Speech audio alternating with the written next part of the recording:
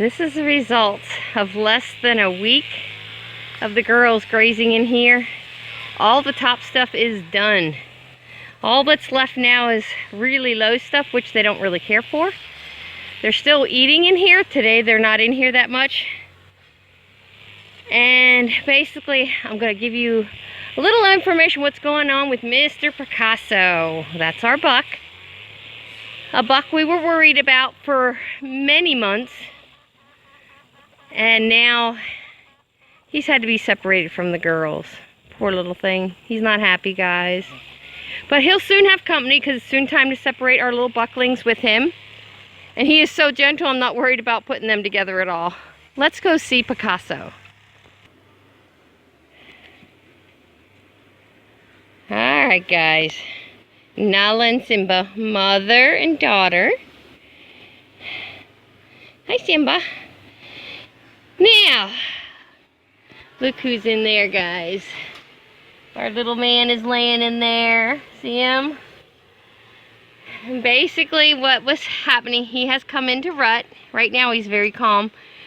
And his rut was triggering some heat cycles here.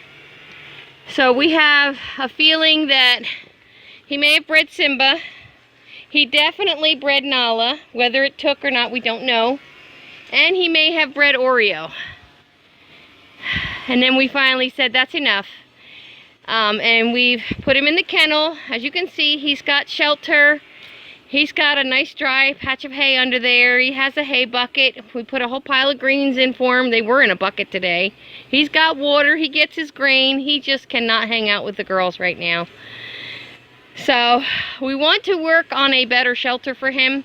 But we don't want to move him so far away from these girls that he stresses. So this kennel has been a really good solution, but we have to do some tweaking to it. It has no proper rain roof on it, which means when it rains, it does get quite wet in here, other than underneath that chicken coop. And because he's so small, he does fit under that coop. So what I'm thinking we need to do is close in two sides underneath the coop, just put two little walls up, which will block some weather. Although right now the weather isn't a problem, but if we got hurricane force winds, he would need those two walls to protect him. So that's something I think needs to get done. And the way we supported our chicken wire in the new coop, we're going to come in and do the same thing, which is putting some wood beams from here across. And then we're going to buy a new tarp, a heavy-duty tarp, like a 10 by 12 or whatever measurement will fit on here. And we're going to tarp this whole thing over and overlap it. But before we can do that, we need to supports put in place up here to be able to shed the rain. Otherwise, it's just going to be a heavy water puddle up there that we have to drain every time it rains. So we have a few things planned for him, but our goal is to not let him overstress. He's been through enough in his short life, and we want him close to the girls because those are his companions. And let me tell you, all of a sudden, he likes the girls, which we're kind of relieved, but we're like, oh my gosh, it's too early in the season. We will be having winter babies at this rate, but if it's only 3 of these girls, I can handle that. I just don't want to have winter babies with all my girls, because some of these girls weren't even going to be bred this year. Simba was definitely, I was okay with her being bred. Nala, not so much, because she's in milk, and I'll have to dry her off now in a few months if she's pregnant. Oreo, we weren't sure if we were going to breed. Right, Big Mama? But if she's bred, she's bred. There's nothing I can do about it. So, and it's no reason other than we just didn't have 13 kids on the ground like we did this past year. It's been a handful. We've had sick babies, which we really hadn't dealt with before. We got colds, snotty noses, touches of pneumonia. We've been dealing with all that stuff, so. And we're also dealing with another huge issue here. It's hard to talk about because it's absolutely disgusting, guys.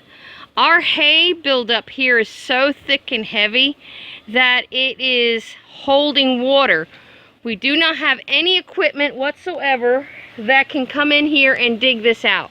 This whole area needs to be dug out now, but we have no equipment to do it. We did clean out the sheds, so the sheds are clean. To include this area, but with all the rain, we've been getting a lot of rain. With all the rain, everything's turned into a muddy, mucky mess. So I'm really glad we got that pasture opened up for them. So it's just one of those issues, trying to figure out what we can do. We need to really dry this area out. But as long as it rains every other day, that's not going to happen. As you can see, we still have the wood paths run through it, which keeps the goats out of the worst of it, and it keeps their hooves drier. And that's real important, because you don't want them to get hoof rot. But there are some areas that is just downright nasty. One of our thoughts was to let some chickens loose in here, pull up all the wood, and let the chickens start digging it and eating all the bugs and fly larvae and stuff that's breeding in this. But I'm afraid it would make it even worse. So I'm not sure what we're going to do. Our next pasture move will be, you see my laundry's hanging, we'll be up at that end, which is nice high ground as well. So we'll see what happens. Nala! Little guy's quite content, which means some of the heat cycling may have stopped, because he's not snuffleupagus. I call it, he sounds like a snuffleupagus.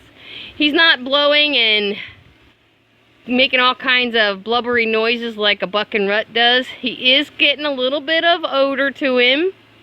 So, and we did definitely see a breeding and the evidence of a breeding on Miss Nala. So time will tell. Hi, baby girl. Hi, baby girl. She's such a sweet pea. So, if anybody's pregnant, it's probably her.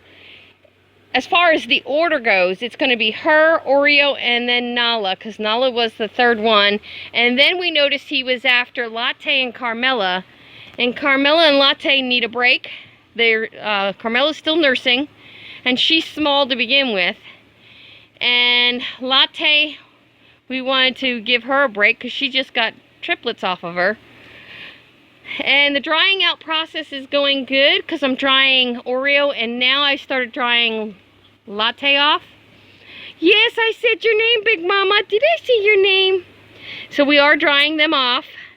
You can tell the baby fat has come off of these guys. They've slimmed down quite a bit. So being able to go out and forage for as much food as they want is actually a good thing for these guys. Alright guys, I'm rambling, but I wanted to let you know what's going on with Mr. Picasso, our dear little boy, hiding back there. There he is. We wanted to let you know what was going on with him. He's just been a busy little buck. Alright guys, I hope you liked the video. Don't forget, like, share, and subscribe, and have a blessed day.